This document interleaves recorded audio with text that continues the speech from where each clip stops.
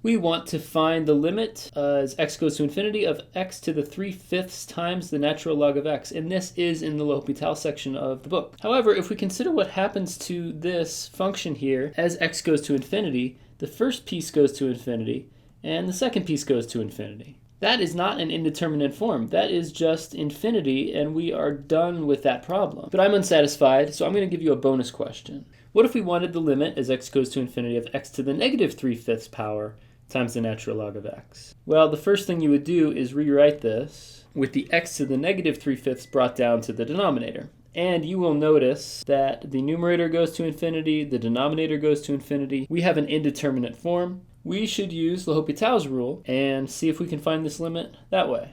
The derivative of the numerator is just 1 over x. The derivative of the denominator is 3/5 x to the negative 2/5 power. Now this line looks a little bit confusing, and there's a lot of ways to simplify it. One way to simplify this would be to bring this x to the negative 2/5 thing down with the 5 in the denominator and do that whole copy.flip business, dividing two fractions here. And then we're just going to end up with a 5/3. And what is x to the 2/5 divided by x? Well, there's a couple different ways to write it, but I'm going to write it with an x to the 3/5 in the denominator. From this x, we canceled x to the 2/5 out, and we were left with x to the 3/5 in the denominator. Now, what is our limit? As x goes to infinity, our denominator goes to infinity, and our limit is 0. Okay, the bonus question was more fun than the original question. Let's go on to the next one.